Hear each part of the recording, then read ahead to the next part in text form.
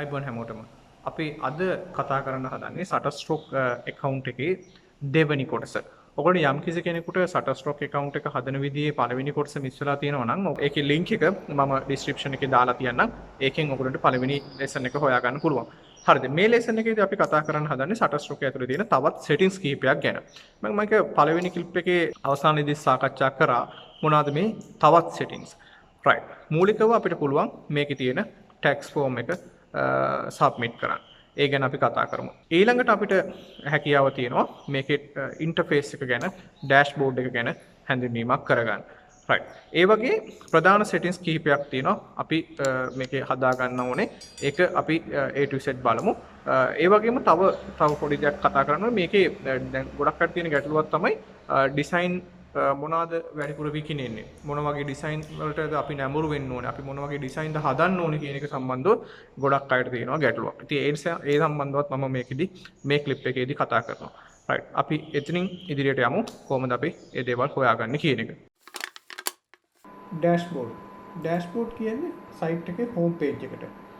සාමාන්‍යයෙන් සයිට් එකේ තියෙන සියලුම එදිනෙදා අප්ඩේට්ස් පෙන්වන්නේ හෝම් පේජ් එකේ. අපිට මූලිකවම සයිට් එකට ඇවිල්ලා සයිට් එකේ වම් පැත්තේ ඉහළ කෙළවරේ තියෙනවා Shutterstock contributor කියන logo එක. ඒක උඩ ක්ලික් කරලා පුළුවන් හෝම් පේජ් එකට පහසුවෙන් ගමන් කරන්න.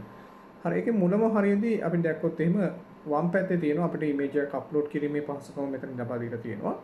ඊට අමතරව ඔයාලට පුළුවන් මේකේ ඔයා සබ්මිට් කරපු ෆොටෝස් මොනවාද, ඒ වගේම ඒ සබ්මිට් කරපුවා දැන් approve level එකේද තියෙන්නේ, ඒගොල්ලෝ pending කියලා පෙන්නනවා. ඊට පස්සේ recently review කියන option එකේදී කොච්චර ප්‍රමාණයක් ඔයාලට accept වෙලා තියෙනවද මේ අන්තිම සති තුනේදී කියලා පෙන්නනවා. ඊට අමතරව පහලින් පෙන්නනවා ඔයාලට කොච්චර ප්‍රමාණයක් ඔයාගේ images upload කරලා තියෙනවද කියන එක. right. ඊළඟට පෙන්නනවා ඔයාගේ මේ මාසේ income එක මෙන්න මෙතන දකුණු පැත්තේ. ඔයාගේ මෙන්න මෙතන පෙන්නනවා ඔයාලට ඔයාගේ profile එක කොපමණ ප්‍රමාණයක් ඉදිරියට පැමිණලා තියෙනවද කියන එක, මෙතන profile එක කොච්චර ප්‍රමාණයක් complete වෙලා තියෙනවද කියන එක මෙතන පෙන්නනවා. අපි පොඩක් පහළට ගියොත් එහෙම මෙන්න මේ සීමාවෙදී ඔයගොල්ලන්ට පෙන්නනවා ඔයාගේ images කොපමණ ප්‍රමාණයක් විකිණනවද, ඒ රටවල් මොනවද කියන එක සම්බන්ධව විස්තරයක් මෙතන ඔයාලට බලා ගන්න පුළුවන්.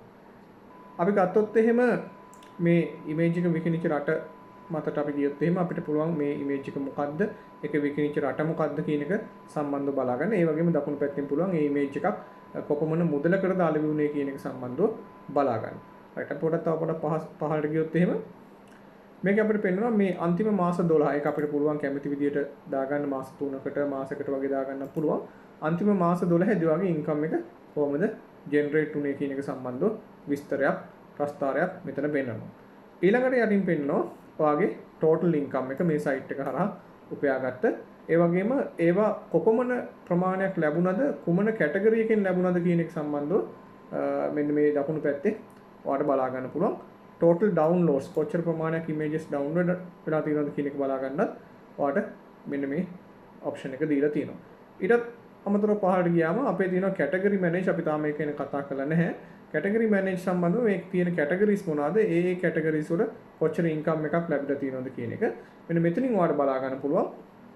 මේ image එකකින් අපිට වැඩිම sale එක සිද්ධ වුණු image එක මොකද්ද, ඒ image එකේ ලැබුණු ආදායම මොකද්ද, ඒක කී වතාවක් විකිණලා තියෙනවද වගේ විස්තර මෙතන බලා ගන්න පුළුවන්. මේ මත ක්ලික් කරලා ඔයාලට බලා ගන්න පුළුවන් ඒ image එක සම්බන්ධ තවත් විස්තර.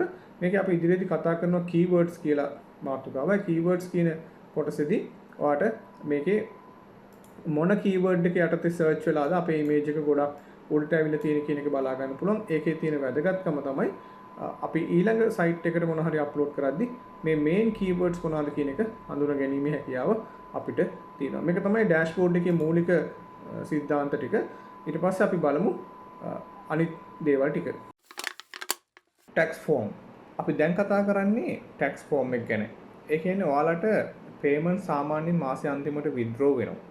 ඒ මාසෙ අන්තිමට withdraw වෙන්නේ නැති වුණොත් එහෙම ඒකට ප්‍රධාන හේතුව වෙන්නේ tax form එක submit කරලා නැති එක. අපිට විශේෂ tax එකක් වදින්නේ නැහැ. හැබැයි අපි මේ form එක fill කරලා අනිවාර්යයෙන්ම submit කරන්න ඕනේ. හරි. අපි මේ සඳහා මම යනවා මේ earning කියන menu එකෙන් tax center කියන තැනට. ඉතින් මෙතනදී බොහොම පැහැදිලිව ඒගොල්ලෝ සඳහන් කරලා තියෙනවා මේ ටැක්ස් ෆෝම් එක නැතුව පේමන්ට් විත්ඩ්‍රෝ වෙන්නේ නැහැ කියලා. මේකේ පොඩි ප්‍රශ්න ටිකක් අහනවා. අපි මේ ප්‍රශ්න ටික ෆිල් කරගෙන ඉදිරියට යමු.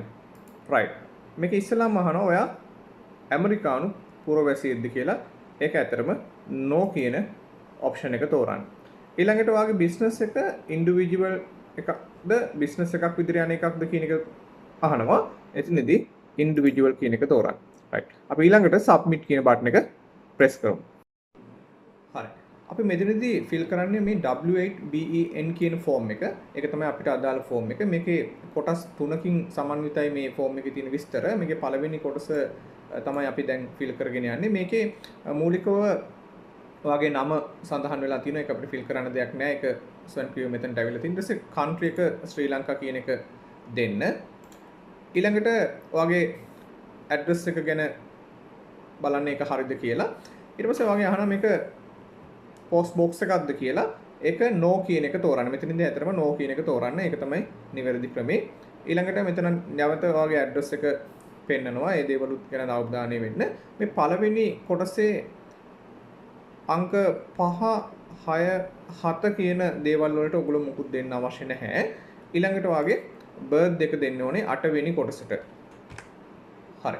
මම birth එක fill කරගත්තා. ඊට පස්සේ part 2 එක මෙතනදිත් ඔයාගේ tax එක සම්බන්ධව දේවල් තියෙනවා. ඒ කියන්නේ අපි ලංකාව සම්බන්ධ වෙලා තියෙනවා US එක යම් ඇග්‍රීමන්ට් එකක්. ඒ ඇග්‍රීමන්ට් එකට සම්බන්ධ tax එකක් අපි US වලදී වැඩ කරනවා නම් අපිට add වෙන tax එකක් මෙතන පෙන්නනවා. ඒක ඔයාට එකපාරට මෙන්න මෙතනින් ගිහිල්ලා බලන්න පුළුවන් අවශ්‍ය නම්. ඒක එහෙම අවශ්‍ය නැහැ. මම මෙතනින් country එක select කරාම ඔයාට ඒ අවශ්‍ය කොටස auto fill වෙනවා. හරි. මේ අවශ්‍ය condition ටික auto fill වෙනවා. right. මේ ටික check කරලා ඊට පස්සේ ඔයාට review and sign කියන option එකෙන් මේ tax form එක submit කරන්න පුළුවන්. ඊළඟට ඔයගොල්ලෝ අන්තිමට මෙතන තියෙනවා digital sign එකක්. ඔයාගේ අස්සන මෙතන යොදන්න කියලා ඒක ඔයා click කරලා ඔයාගේ නම ලිව්වා නම් හරි මෙතන. මෙතන ඔයාගේ නම ලියන්න සම්පූර්ණයෙන්ම ඔයාගේ මුලින් register වෙනකොට දුන්න සම්පූර්ණ නම මෙතන ලියන්න. ඒ නම ලියලා ඔයාට submit කරන්න පුළුවන්. මම submit button එක press කරනවා. best selling categories මොනවාද මේ best selling categories කියලා කියන්නේ? අපි බලන්න ඕනේ අපි design හදනකොට වැඩිපුරම විකිනෙන්නේ මොන වර්ගයේ design ද කියන එක. එතකොට පුළුවන් අපිට ඒ සම්බන්ධව අධ්‍යයනය කරලා ඒ හා සම්බන්ධ design හදන්න photos upload කරන්න. ඒ නිසා අපි ඒක ගැන දැනුවත්ව ඉන්නවා නම් හොඳයි. ඒ නිසා මම යනවා සාමාන්‍ය Shutterstock website එකට ගිහිල්ලා මම කැමති දෙයක් මෙතන search කරනවා. මම search කරනවා cat කියලා. cat කියලා search කරාම මට cat images ටිකක් ලැබෙනවා. මම බලනවා පොඩ්ඩක් මේ සාමාන්‍ය මේක set එක images 100ක් විතර වගේ තියෙනවා. මම පල්ලෙහාට ගිහලා බැලුවම මේකේ මේ images set 100 ඒවා 27238ක් විතර වගේ cat images තියෙනවා. right. මම ආයෙම search කරනවා lion කියලා. හරි. දැන් අපි බලමු ඒ lion කියන category එකේදී කොච්චර images ප්‍රමාණයක් මේගොල්ලෝ upload කරලා තියෙනවද කියලා designers-ලා. මේකේ තියෙන්නේ 6574ක්. ඒ කියන්නේ පැහැදිලි cat images වැඩි විකිණීමේ සම්භාවිතාවක් තියෙනවා. ඒක තමයි එයාලා වැඩිපුර ඒ විකිණන එකට නැඹුරු වෙන්නේ. right. අපි ගත්තොත් එහෙම nature වගේ keyword එකකින් search කරොත් එහෙම අපිට ස්වභාව ධර්මයත් එක්ක යන images බලා ගන්න පුළුවන්. එතකොට ඒකෙදි ඔයගොල්ලෝ පල්ලෙහාට ගිහලා බැලුවොත් මේ දකුණු පැත්තේ පහළ කෙළවරේ අපිට පෙන්නනවා images sets. ඒ කියන්නේ මෙතන 100ක් විතර තියෙන ඒ වගේ sets 1 million over තියෙනවා මෙතන image set. ඒ කියන්නේ අනිවාර්යයෙන්ම nature කියන category එකට ගොඩක් ලොකු තැනක් තියෙනවා. ඒ වගේම ඔයගොල්ලෝ search කරලා බලන්න flyer design. ඔයාට vector සම්බන්ධව දාන කෙනෙක් නම්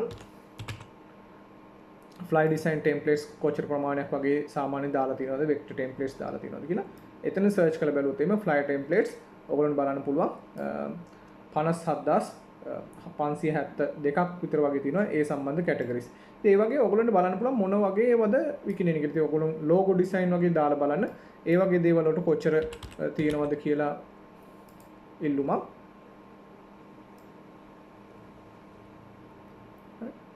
ඒ වගේ වලටත් 1 ලක්ෂ ගානක sets මෙතන apply වෙලා තියෙනවා. ඉතින් ඒ වගේ ඔයගොල්ලන්ට පුළුවන් ඩිසයින් මොන වගේ දේවල් වලටද අපි නැඹුරු වෙන්න ඕනේ කියන එක දැන් ඔයගොල්ලන්ට තේරෙනවා. ඉතින් ඉදිරියේදී අධ්‍යයනය කටයුතු කරනකොට ඔයගොල්ලෝ ඩිසයින් පැත්තෙන් ඉගෙන ගන්නකොට ඔයගොල්ලෝ මේ ගැන වැඩි නැඹුරුවක් තියෙන කැටගරිස් අධ්‍යයනය කරන්න, ඒ හා සම්බන්ධ ඩිසයින් වැඩිපුර හදන්න. එතකොට ඒකේ විකිණීමේ සම්භාවිතාවක් තියෙනවා. ඒක තමයි අපිට කියලා දෙන්න තියෙන මේ කොටසේදී තියෙන ප්‍රධාන දේ. ඉතින් අපි අද කතා කරා ප්‍රධාන සෙටින්ග්ස් කිහිපයක් සහ ඒකේ තියෙන අභ්‍යන්තර දේවල් කිහිපයක්. දැන් අපිට තියෙනවා ඊළඟට කොහොමද කැටගරි මැනේජ් කියන කොටස සාකච්ඡා කරන්න කියලා. ඒක අපි ඊළඟ ක්ලිප් එකේදී සාකච්ඡා කරමු. ඉතින් channel එක subscribe කරලා තියාගන්න. එතකොට ඔයගොල්ලන්ට අප්ඩේට් එක එයි. මම ඉතා ඉක්මනින් ඔයගොල්ලන්ට ඊළඟ ක්ලිප් එක දෙන්නම් කොහොමද කැටගරි මැනේජ් කරගන්නේ කියන එක. ඊළඟට පුළුවන් අපිට images upload කරන්න පටන් ගන්න අවසාන කොටස් දෙක vector සහ images upload කරන විදිය මම ඔයගොල්ලන්ට කියලා දෙනවා. නැවතත් මතක් කරනවා channel එක subscribe කරලා තියාගන්න. මේක බොහොම වටින දෙයක්. මග හැරගන්න එපා කිසිම දෙයක්. හරි. ඔයාලා හැමෝටම බුදු සරණයි.